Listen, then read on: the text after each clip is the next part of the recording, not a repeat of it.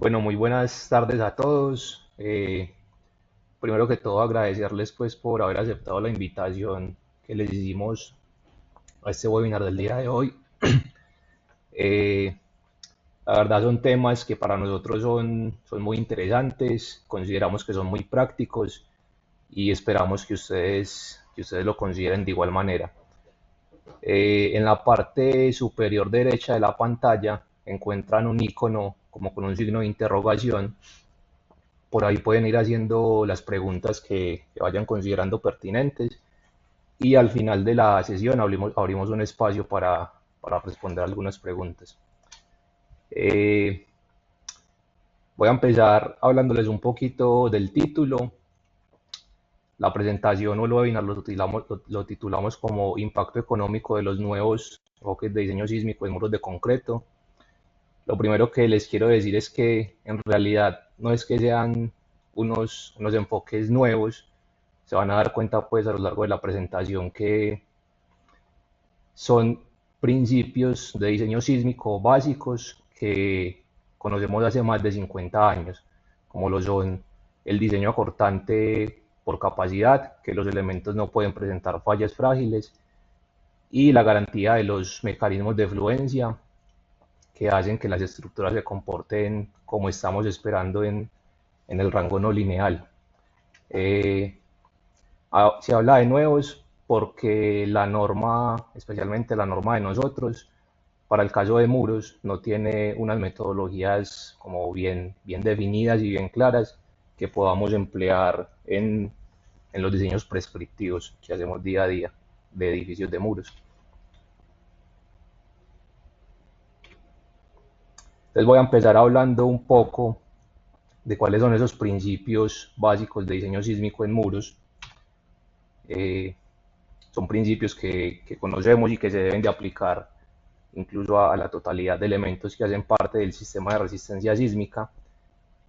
Y son estos tres principios que estamos viendo en la pantalla.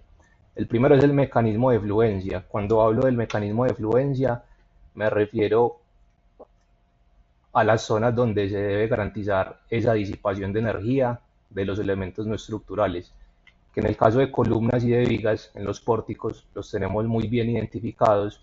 Sabemos que esas zonas se deben presentar en los extremos de los elementos. Ahí incluso es donde detallamos zonas con estribos confinados para preparar a esos elementos para que tengan esa capacidad de disipación de energía.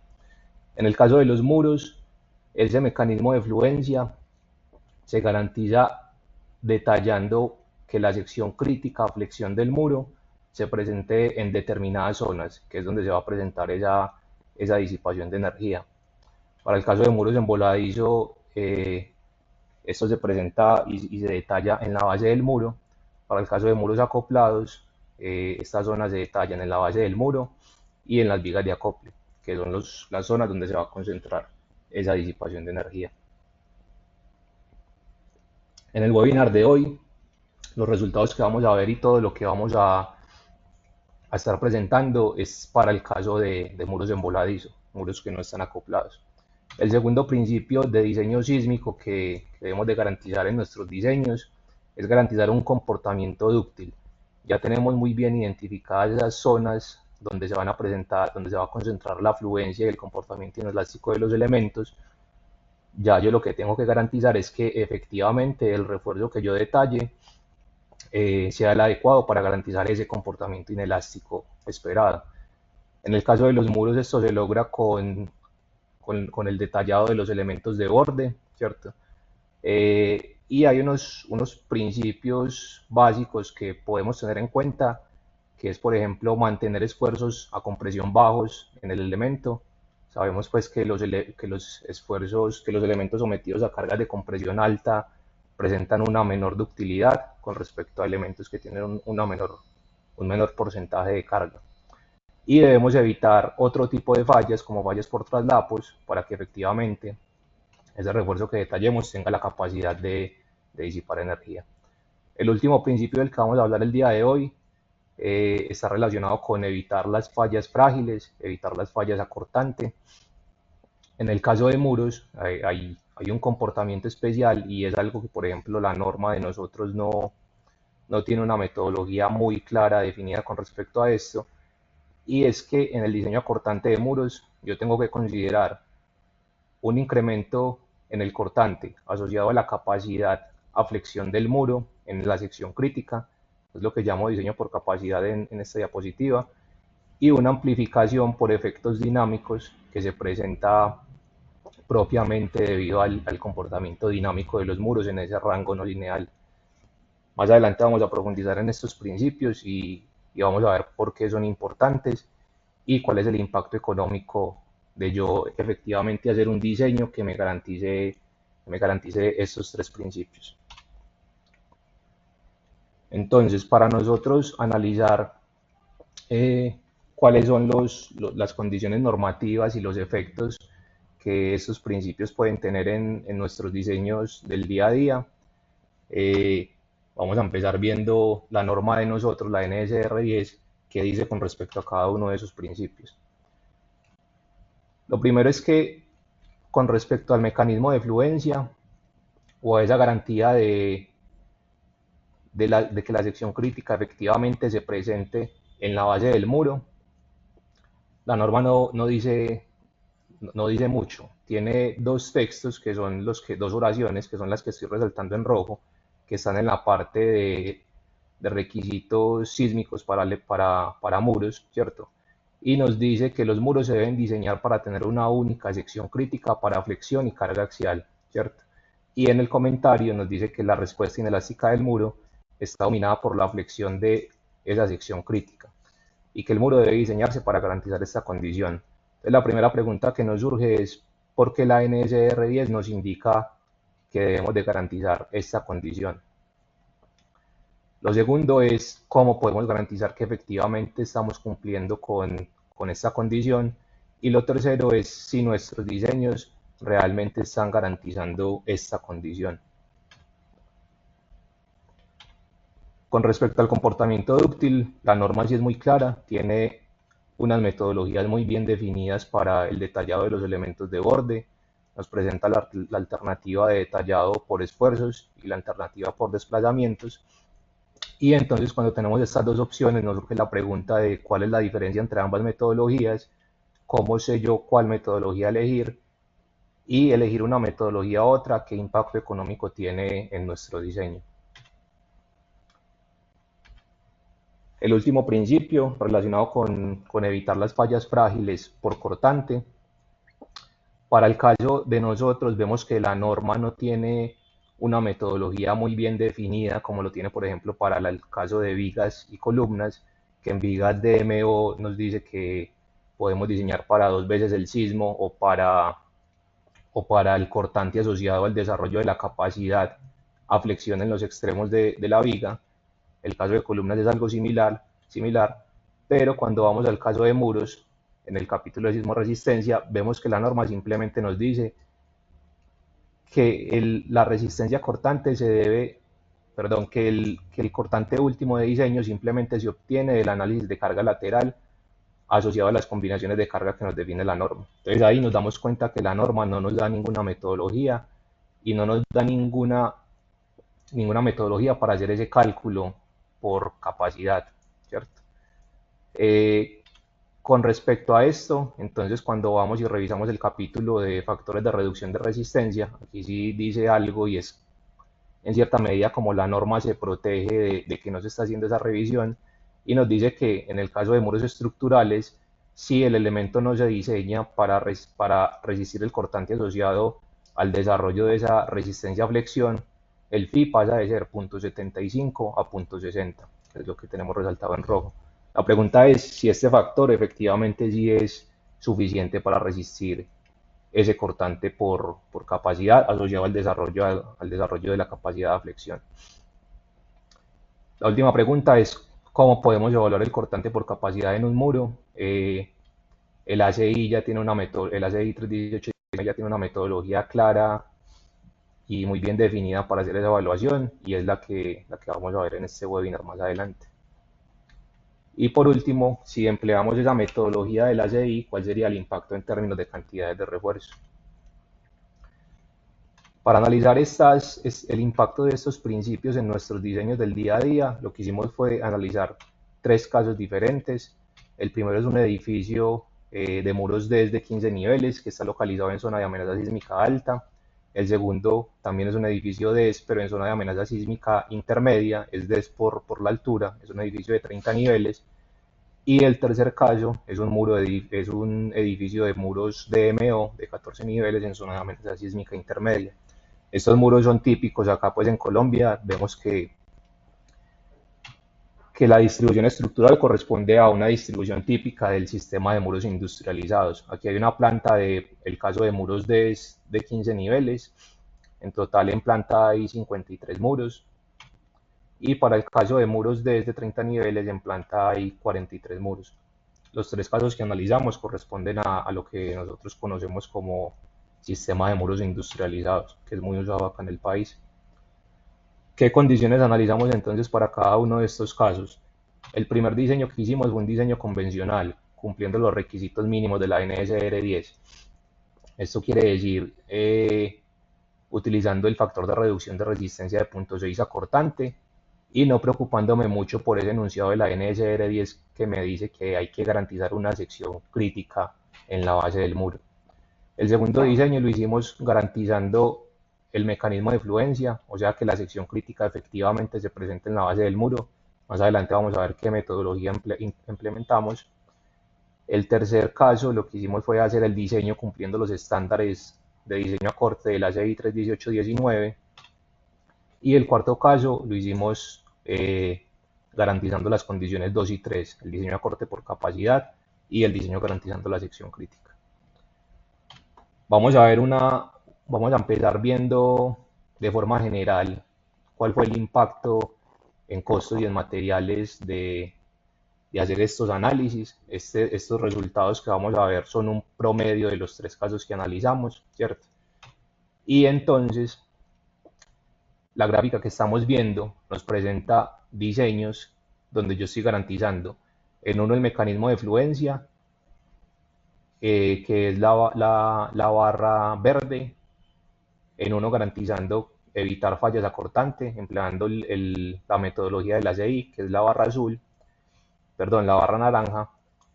La barra azul oscura es un diseño convencional, el diseño 1, el diseño de la NSR 10, y la barra azul clara es garantizando el mecanismo de fluencia más el diseño acortante. ¿Qué estamos viendo en la gráfica? El peso total de refuerzo base se estandarizó con respecto al diseño de la NSR 10. Entonces, para el diseño donde evitamos la falla corte, hubo un incremento del 15% en la cantidad de refuerzo en promedio. Para el diseño garantizando el mecanismo de fluencia, del 8%, y para el diseño garantizando ambas condiciones fue del 26%. Con respecto a estas gráficas,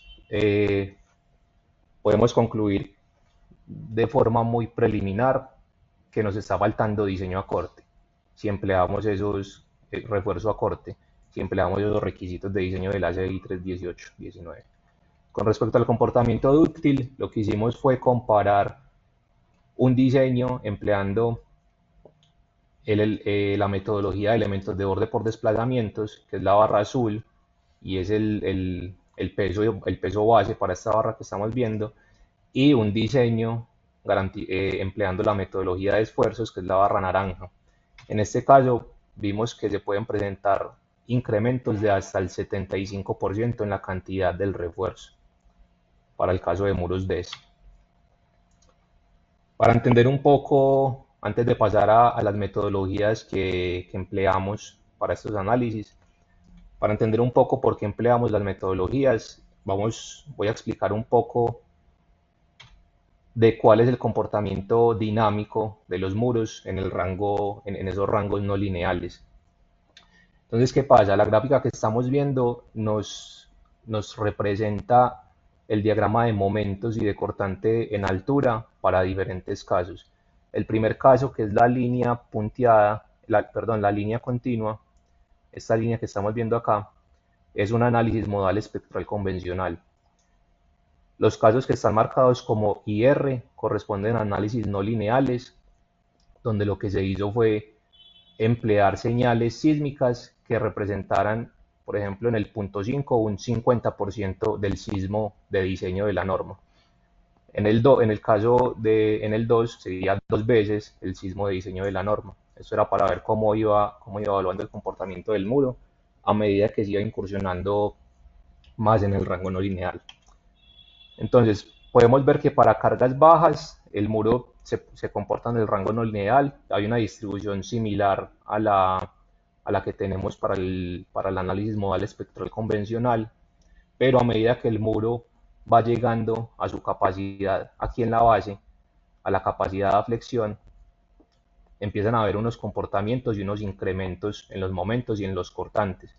Vemos que todos los valores de los análisis no lineales convergen aquí en un punto en el diagrama de momentos. Esto quiere decir que el muro efectivamente alcanzó su capacidad a flexión en la base, pero a medida que se incrementan las intensidades sísmicas, hay unos incrementos en los momentos en la parte de arriba del edificio, y estos incrementos se deben principalmente a que se comienzan a presentar redistribuciones en las fuerzas inerciales y los modos superiores empiezan a tomar una mayor participación. Entonces, a los modos superiores tomar una mayor participación, esas deformaciones asociadas a los modos empiezan a tomar más relevancia y los momentos en la parte superior del edificio se empiezan a incrementar. Con respecto al cortante, lo primero que podemos ver es que el cortante de diseño, incluso para la solicitación que es del punto 5 de la intensidad sísmica, para el caso que es del punto 5 de la intensidad sísmica, es muy alto con respecto al cortante que se obtiene de un análisis modal espectral convencional. Esto se debe a que ese cortante, primero, ya vamos a ver más adelante, está asociado a la capacidad del muro. Si yo tengo mucha capacidad de mi muro en la base, en la sección crítica, lo que estoy haciendo es haciendo que el muro tome más cortante en esos rangos y en esas incursiones en los rangos no lineales. Y lo segundo es que al igual que para el caso de momentos, se presenta una amplificación de los cortantes en toda la altura del edificio. Las principales conclusiones entonces con respecto a estas gráficas son que el mecanismo de fluencia es indispensable y controla el diseño de mi muro. Según lo que yo detalle en esta zona, va a ser el comportamiento de mi muro en altura. Esto va a controlar la capacidad de flexión y las demandas a flexión y las demandas a cortante. Y lo segundo es que el cortante presenta dos tipos de incremento. Un incremento asociado al desarrollo de esa capacidad de flexión en la base y un incremento asociado a ese comportamiento dinámico no lineal donde los modos superiores empiezan a tomar una mayor participación en la respuesta.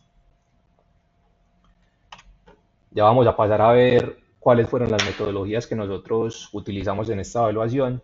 Vamos a ver las metodologías en orden como las presentamos y al final de cada explicación de cada metodología vamos a ver cuál es el impacto específico en costos para los casos que analizamos. Entonces, con respecto al mecanismo de fluencia, la metodología más simple que yo puedo tener es garantizar que la relación demanda-capacidad, que la mayor relación demanda-capacidad a flexión se presente aquí en la base del muro.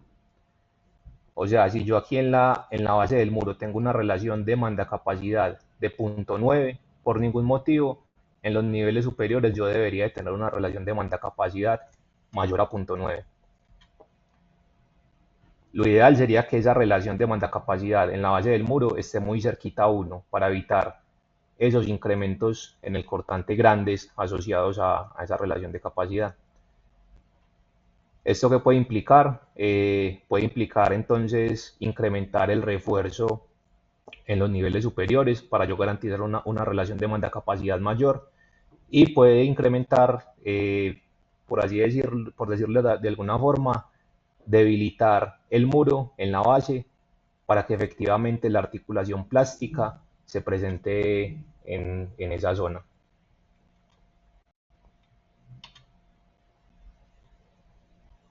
Cuando, cuando decimos entonces que yo tengo que garantizar que la relación demanda-capacidad sea sea la menor en la base, surge la pregunta de cuál relación demanda-capacidad yo debo de utilizar para esta evaluación. Si analizamos el caso de un elemento sometido a flexocompresión, yo puedo tener relaciones demanda-capacidad resultantes, que sería esta diagonal, puedo tener relaciones demanda-capacidad axiales y puedo tener relaciones demanda-capacidad a flexión. Para el caso que estamos viendo en el webinar, que son muros en voladizo, esa relación demanda-capacidad que debemos de garantizar que se vaya disminuyendo en altura debe ser esta línea horizontal, porque por el comportamiento propio del muro, el sismo no me genera, del muro en voladizo, el sismo no me genera incrementos considerables en la carga axial, sino que me genera incrementos en las demandas a flexión. Hay una metodología ya más elaborada para considerar este diseño para garantizar el mecanismo de fluencia. La metodología que estamos viendo es la que está presentada en el libro de Meili, y él lo que propone es hacer una amplificación por sobre resistencia, que es este factor phi que estamos viendo acá, el phi cero, simplemente es la relación entre el momento nominal en la base y el momento último en la base, y adicionalmente pone una amplificación, un factor de amplificación por esas condiciones dinámicas del muro. ¿Qué dificultades pueden presentar estas metodologías? Lo primero es que en edificios altos se pueden llegar a presentar articulaciones en niveles intermedios, porque en un edificio alto los modos superiores pueden tomar una mayor participación, y entonces los diagramas, incluso para el caso de un análisis modal espectral lineal, no son parecidos a este, sino que esos diagramas pueden tener valores de momento altos en niveles superiores. Otra dificultad que se puede presentar es que para garantizar esa relación demanda-capacidad menor en niveles superiores, a medida que yo voy subiendo el edificio, va disminuyendo mi carga axial. Generalmente, como los muros se encuentran las solicitaciones en los muros se encuentran por debajo de la zona balanceada, en esa zona el diagrama de interacción tiene menor capacidad a medida que se disminuye esa carga axial.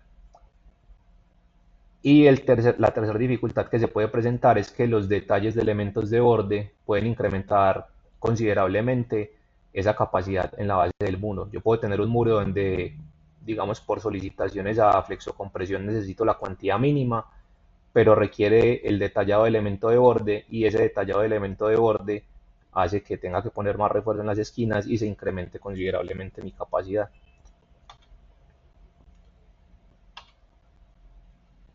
Ya vamos a ver un poco de entonces cuáles fueron los resultados que nosotros obtuvimos al hacer estos tipos de análisis.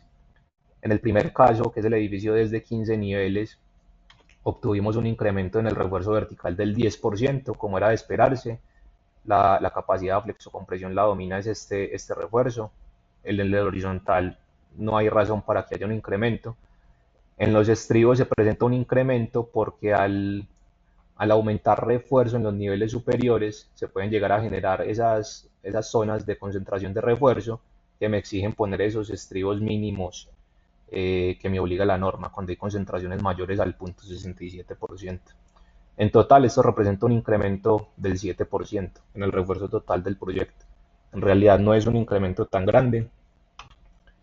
Y para el caso del edificio desde 30 niveles, el incremento en el refuerzo vertical fue exactamente igual, del 10%.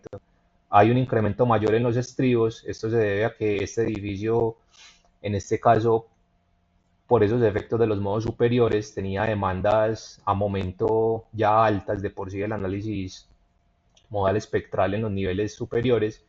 Entonces, en este caso fue necesario concentrar refuerzo mayor al 1% en algunos niveles de la parte de arriba del edificio. La norma nos dice que cuando se excede este límite debemos de detallar como columna. En esos casos nosotros detallamos elementos, digamos por así decirlo, elementos de borde en esos niveles, también para darle un poco más de capacidad de ductilidad al muro en esos niveles. Sin embargo, el total fue un incremento del 9%, son incrementos muy similares. Entonces, garantizar esta condición incrementa aproximadamente entre un 7% y un 10% el refuerzo vertical. ¿Qué conclusiones tenemos con respecto a esto? ¿Qué pasa si no se garantiza la sección crítica en la base del muro? Lo primero es que se pueden llegar a presentar articulaciones en niveles superiores y generalmente estos niveles no van a estar detallados para disipar energía, por lo que se pueden presentar fallas por aplastamiento del concreto asociado a la flexión o fallas acortantes por los incrementos de acorte que se ven en esos niveles. Se incrementa también la probabilidad de la falla cortante debido al incremento asociado a esa capacidad de flexión en la base. Y por último, como les dije ahorita, no garantizar esta condición implica un subreforzamiento entre el 7 y el 10%. En realidad aquí el cambio no fue tan grande.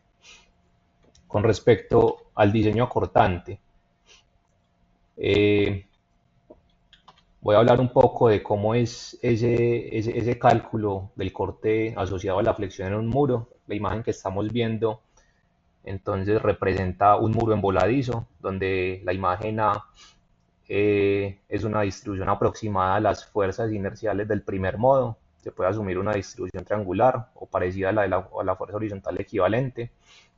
Si yo calculo que la resultante inercial está donde está la resultante de este triángulo, eso me da que tengo una altura efectiva de 2/3 la altura del muro.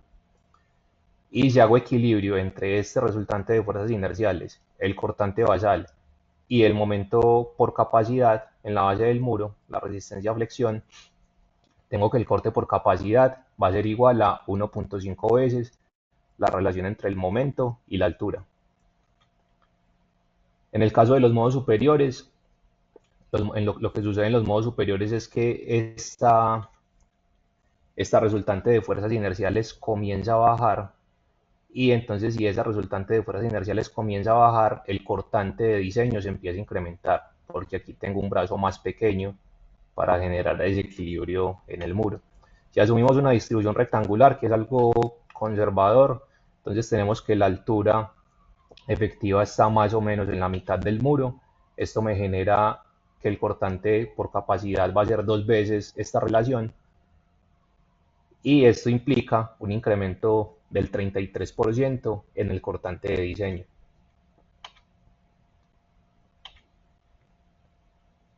Entonces, ¿cómo hicimos para evaluar ese cortante y ese diseño cortante considerando ese comportamiento dinámico del que hablamos anteriormente y ese cortante asociado a la capacidad?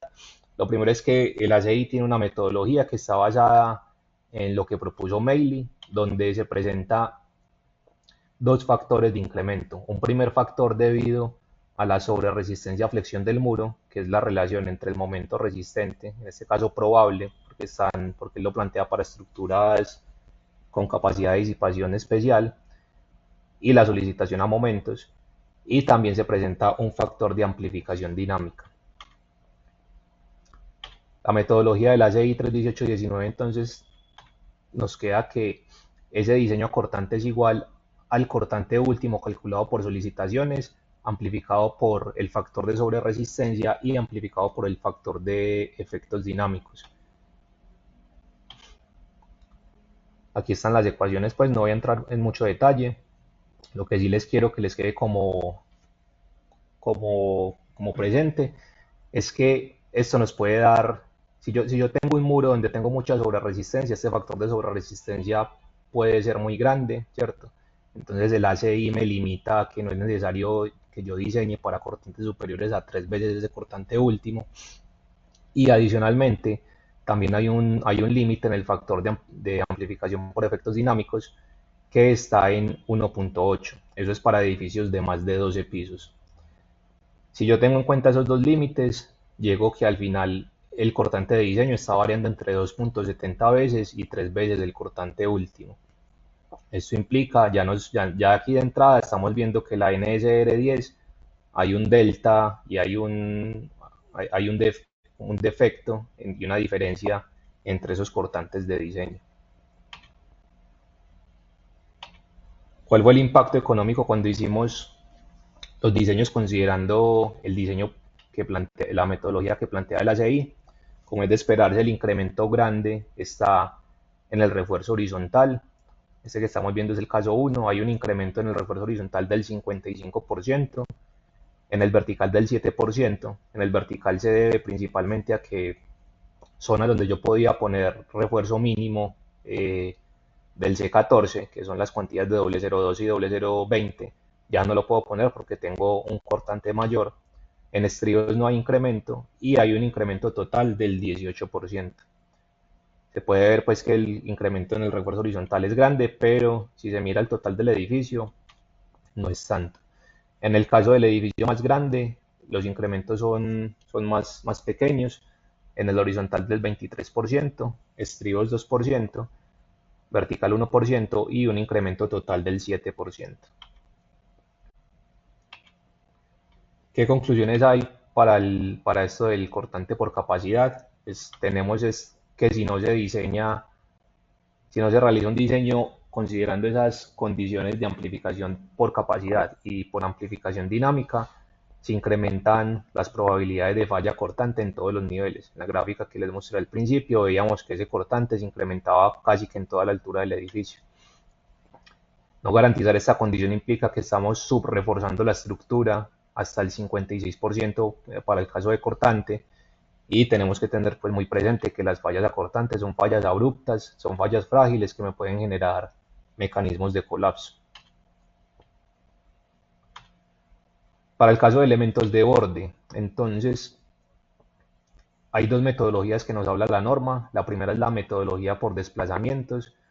Esta metodología lo que asume es que la deformación última asociada al sismo de diseño se debe totalmente a las rotaciones plásticas que se presentan en esta zona de articulación. Eso se iguala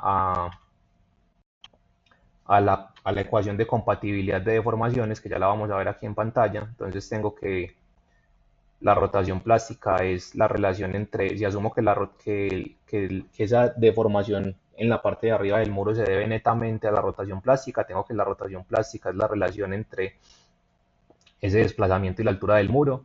De esta ecuación puedo despejar la curvatura. Si igualo eso a la curvatura en la sección, en la curvatura última, que la puedo expresar en términos de la deformación del concreto y del eje neutro, puedo llegar haciendo unas suposiciones a la ecuación que tiene la norma, que me dice que en zonas donde donde el eje neutro excede este valor que estamos viendo en la pantalla, debo de detallar el elemento de borde. En el caso del ACI, la ecuación es un poco diferente.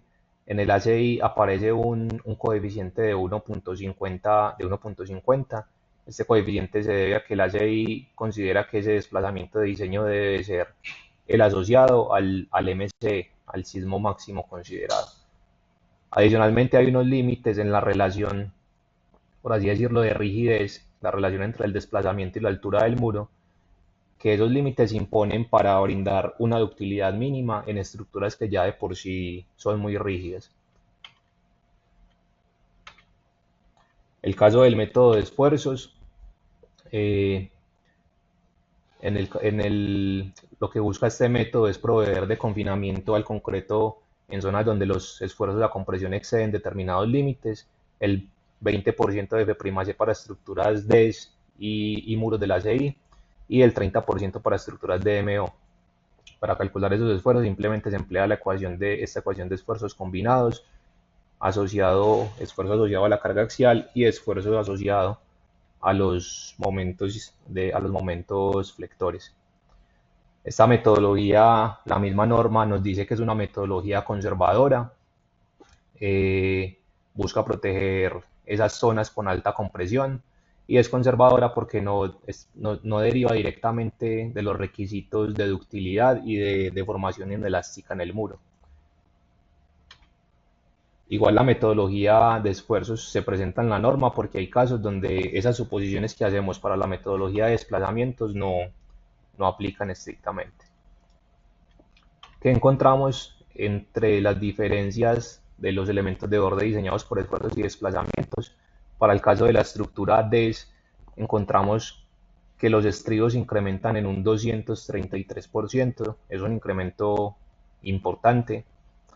El refuerzo vertical se incrementa en un 68%. Este incremento se debe a que esas zonas de elemento de borde tienen limitantes de espacio de estribos asociados al tamaño y al diámetro de la barra vertical dentro del elemento de borde para evitar pandeos locales de las barras. Entonces, en este caso, donde yo tenía barras, podía tener barras de 3 octavos, tuve que subirlas incluso a 5 octavos para yo poder detallar un elemento de borde que fuera construible. En el refuerzo horizontal se presenta una disminución del 20%. Esto es debido a que hay muros donde ya no hay refuerzo. El refuerzo horizontal me refiero es a las barras rectas que no son estribos. Entonces, en este caso, puede que hayan zonas de muro que ya me quedan totalmente confinadas y en esos casos no tengo necesidad de poner refuerzo horizontal. El incremento total que se presenta es del 75%. Para el caso de los muros de DMO, también son incrementos altos. En estribos es del 194%, en el vertical del 11% y un total del 33%. Entonces vemos que las diferencias son importantes.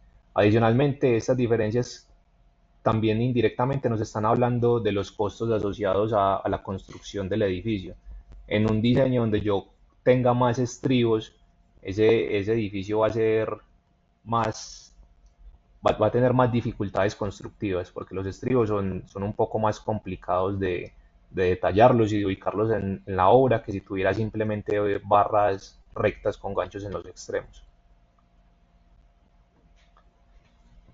Como conclusiones y recomendaciones de cada uno de los aspectos que acabamos de ver.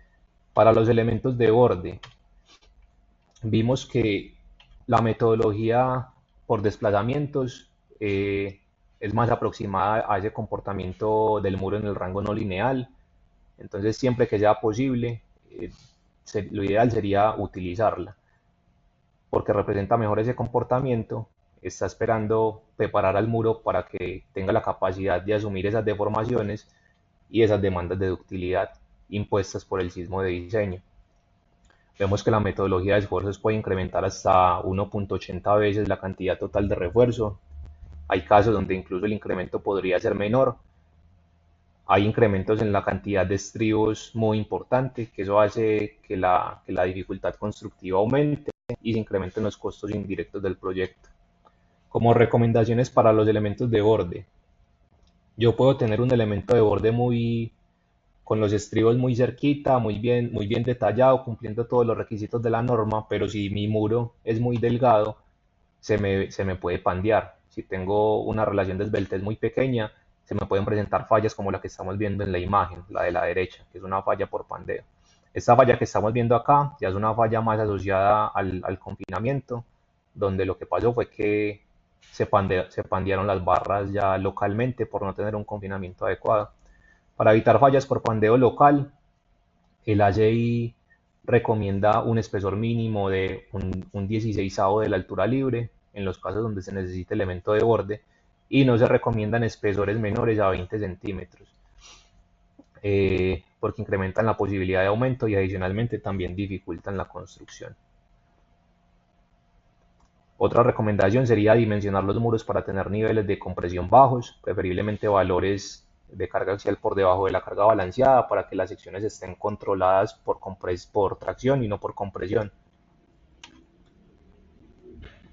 Y como última recomendación, en el detallado de elementos de borde, sería emplear recubrimientos bajos siempre que sea posible, garantizando obviamente los requisitos de protección contra el fuego y corrosión del refuerzo, ya que recubrimientos bajos me generan secciones confinadas de un mayor espesor. Con respecto al mecanismo de fluencia o a la sección crítica en la base del muro, vimos que el comportamiento no lineal del muro está muy dominado por cómo se garantiza esta condición, por lo que es indispensable que el mecanismo de fluencia se garantice en la base del muro y que la sección crítica efectivamente se presente en esta zona. Esto para evitar que las articulaciones se generen en niveles superiores y que se puedan llegar a presentar fallas en niveles superiores. Para asegurar que esa sección se presente en la base del muro, podemos incrementar el refuerzo en los niveles superiores o reducirlo en la sección crítica. Eso quiere decir en términos de la relación demanda-capacidad, que en la base esté muy cerca a 1 y que en los niveles superiores tener cierta holgura con respecto a la relación demanda-capacidad de la base. El resumen, la conclusión con respecto a las cantidades es que esta condición incrementa aproximadamente entre un 8 y el 10% el refuerzo requerido. No es un incremento tan grande. Con respecto al cortante, vimos que la metodología o la forma como diseñamos actualmente con la NSR10 nos puede llevar a diseños que no cumplan con esas solicitaciones a cortante esperadas en, un muro, en el muro, en el rango no lineal, que van incrementadas por un efecto de la amplificación dinámica y por un efecto de amplificación debido a la sobreresistencia a flexión que le damos en la base al muro. No considerar el diseño por capacidad nos puede llevar a estar subreforzando en un edificio, nuestros edificios hasta un 55% acortante. Eso incrementa evidentemente la probabilidad de fallas por corte ante eventos que lleven el muro a sus capacidades máximas. Aquí ya acabamos la parte de las metodologías. Ya les queríamos mostrar qué fue lo que hicimos con estos muros en estos análisis. En realidad lo que nosotros hicimos fue hacer un diseño estructural de la totalidad de muros del edificio. Entonces, para esto lo que hicimos fue, los modelos los elaboramos en ETABS, hicimos análisis modal espectral convencional, modelamos los muros como elementos tipo shell, consideramos efectos P-delta y garantizamos condiciones de fisuración similares en todos los casos. Y el diseño de los muros los hicimos con PRODED, que nos permitió pues hacer este tipo de análisis de diseño a corte por capacidad, de garantizar esa sección crítica en la base del muro, y también nos permitía hacer una revisión relativamente rápida del refuerzo que se estaban disponiendo en todos los casos, porque el software entrega pues ya los planos listos. Y simplemente les voy a mostrar algunos ejemplos de esos edificios, de los planos estructurales. Esta es una imagen del refuerzo de uno de esos casos. Unas recomendaciones que nosotros les hacemos en este tipo de edificios es que nosotros, y la práctica también acostumbra a presentar esos planos de refuerzo por nivel, porque agiliza el proceso constructivo y lo que se busca en estos sistemas de muros industrializados es velocidad constructiva. Entonces, al yo tener toda la información de refuerzo de muros en un único plano, solamente con un plano puedo disponer el refuerzo de todo el nivel. Se presentan también las cantidades de refuerzo por nivel en el mismo plano. Eso facilita la logística de pedido y armado del refuerzo. Y lo que en estos casos, en estos diseños, nosotros también hicimos una estandarización del refuerzo. Con eso me refiero a que los muros que tienen igual geometría y solicitaciones similares, lo que hacemos es ponerle exactamente la misma cantidad de refuerzo para agilizar el proceso constructivo en obra.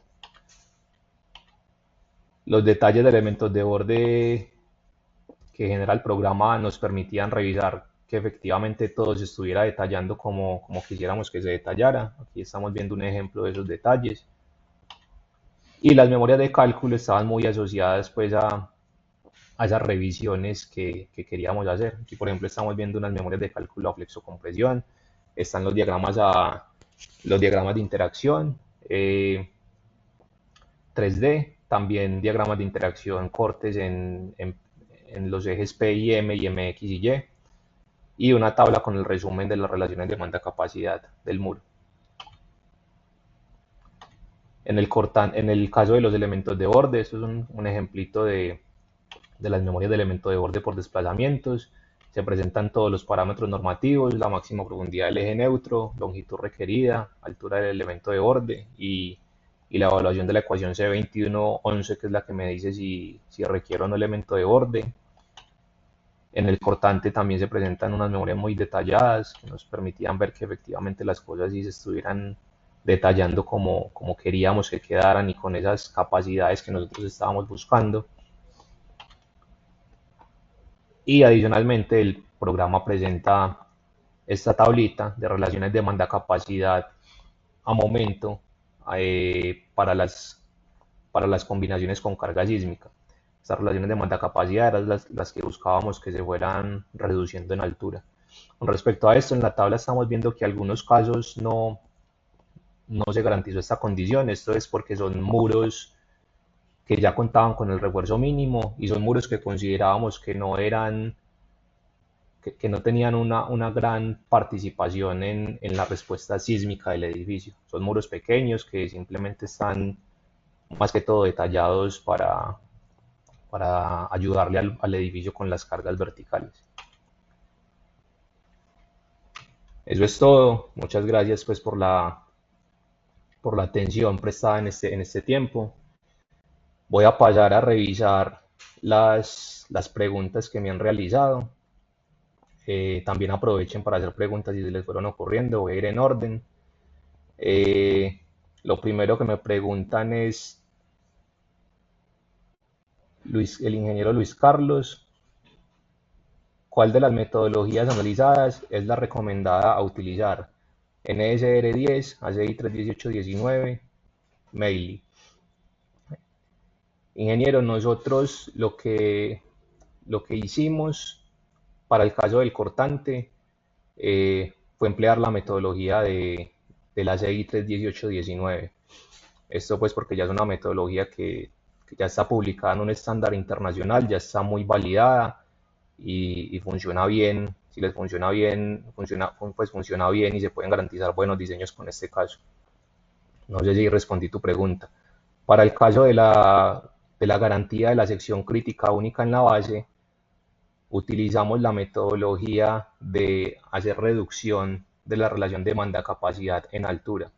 Esta decisión la tomamos porque a pesar de que Meili plantea un proceso similar al que se hace a corte, por ejemplo, en el ACI 31819 no se profundiza mucho en este tema del mecanismo de fluencia y simplemente dice lo mismo que dice la norma de nosotros, que hay que garantizar una sección crítica. El ingeniero Esteban Valencia, bueno, me dice muchas gracias, muy claro el contenido y las condiciones. Por aquí me preguntan si los planos se ven súper bien, los hace el PRODET, si los planos los hace el programa automáticamente. Me pregunta el ingeniero Esteban si el enfoque adecuado debería de ser el de desplazamiento, es más coherente con la física del problema. Sí, ingeniero, así es, el enfoque que deberíamos de utilizar siempre debería de ser el enfoque de desplazamientos, con la condición de que apliquen esas suposiciones que hacemos al derivar estas ecuaciones. ¿Cuáles suposiciones? Por ejemplo, incluso la misma norma nos lo dice, este enfoque no aplica para muros con discontinuidades que sean importantes, compases, no aplica en el caso de muros acoplados, porque en esos casos no tengo una sección crítica única en la base, sino que tengo múltiples secciones críticas. Y tampoco aplica en el caso de muros que no sean continuos efectivamente desde la cimentación hasta la base, hasta la parte superior del edificio.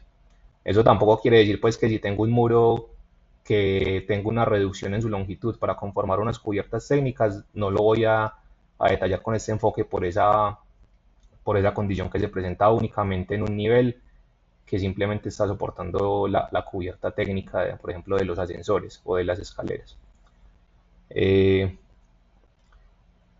Me preguntan que si con el PRODET se puede diseñar bajo la NSR10 combinado con los requisitos de corte bajo ACI 319.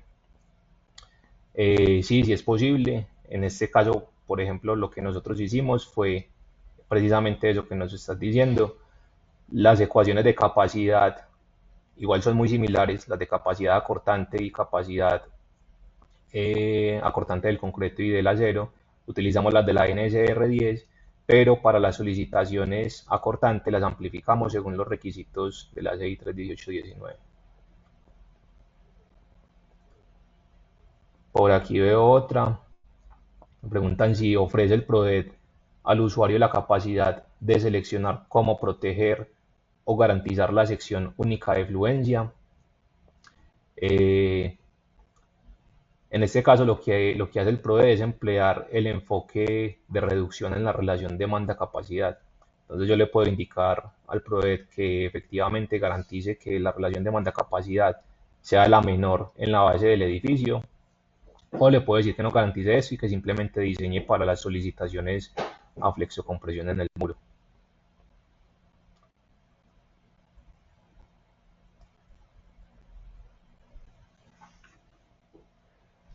Voy a responder algunas preguntas, otras adicionales que me están haciendo. Me preguntan si el PRODE analiza las secciones compuestas o por alas. El programa lo que hace es, para el diseño a flexocompresión, él analiza secciones compuestas, y para el diseño acortante hace el diseño por acortante en cada ala de manera particular.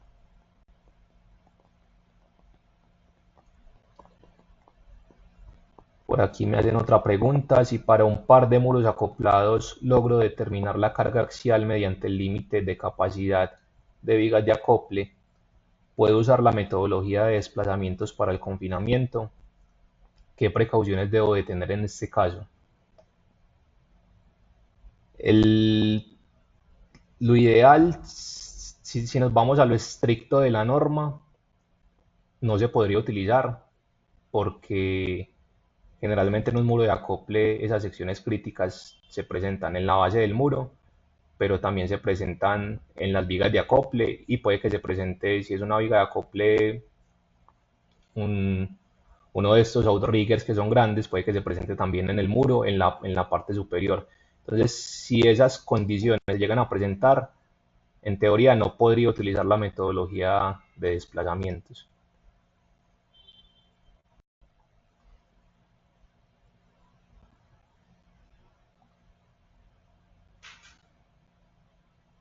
Voy a responder las últimas dos preguntas.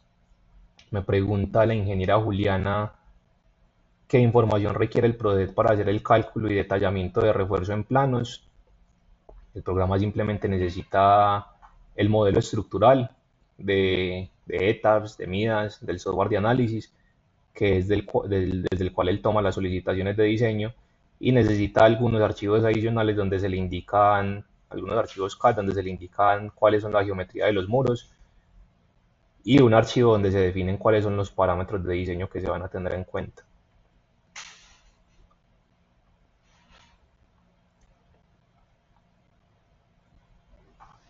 La última pregunta, me preguntan cómo hicimos el cálculo de las cantidades para tantos casos.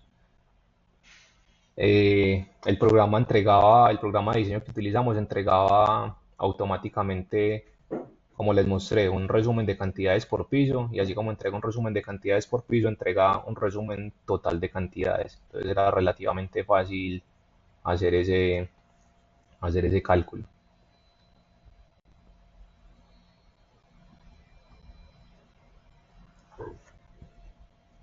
Bueno, ya, ya no veo más preguntas. Eh, Voy a esperar otro ratico a ver si aparecen nuevas, hasta las 7, ya para que nos vayamos a descansar.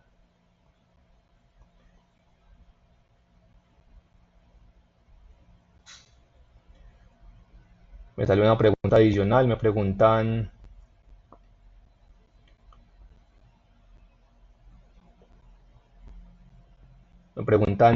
por el costo del programa. En este momento el programa está como solución interna. eh, Todavía no ha salido al mercado. Estamos evaluando, pues, estamos haciendo múltiples análisis, haciendo mucho testeo para poder salir con un software bien robusto. El ingeniero Esteban me pregunta qué tan usual en el medio es la configuración con muros acoplados. Aquí en Colombia no es tan común hacer esos muros acoplados, por lo menos yo no lo he visto. Sí hay casos donde se utilizan, eh, pero el caso de muros acoplados es más utilizado en la práctica americana, donde ya hay edificios de mucha más altura que no se pueden conformar con sistemas de muros en voladizo. Entonces lo que hacen es generar acoples en los muros, ya sea uniéndolos mediante vigas o uniéndolos mediante unos elementos de mayor rigidez que ellos denominan como outriggers.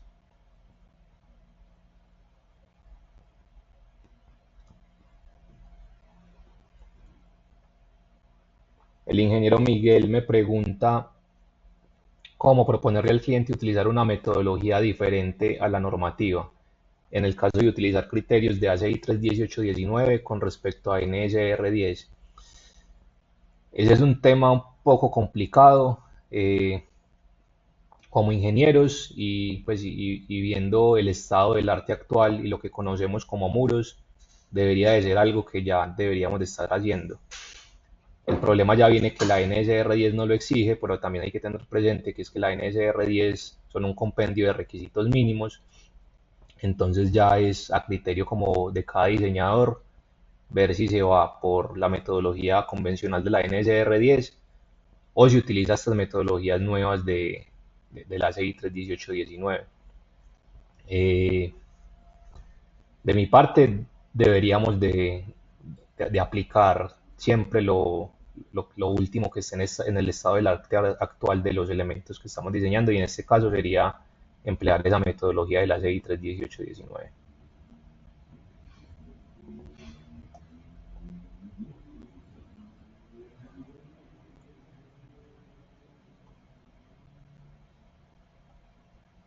El ingeniero Esteban me pregunta a partir de qué altura.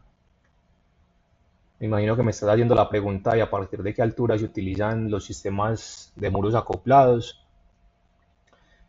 Eh, En el caso, los sistemas de muros en voladizo, por la experiencia que hemos manejado en diseño, empiezan a ser inviables más o menos a partir de los 50 metros. Esos son 20, 25, 30 pisos. Si se excede en valores de esa altura, también depende pues de la demanda, de la demanda sísmica del caso que se esté analizando, ya se pueden evaluar sistemas con acoples. Pero esos sistemas con acoples no son, se utilizan más que todo es en edificios donde se emplean muros, por así decirlo, núcleos, que son muros de mayor espesor, no son muros de este sistema industrializado que estamos viendo, y son muros que tienen una capacidad más importante y más relevante. Me preguntan que si usamos las losas para tomar sismo. No, en estos análisis no utilizamos las losas para tomar esas cargas sísmicas, porque no consideramos pues que las losas no son elementos que tengan esa capacidad de aportar una rigidez considerable bajo cargas sísmicas altas.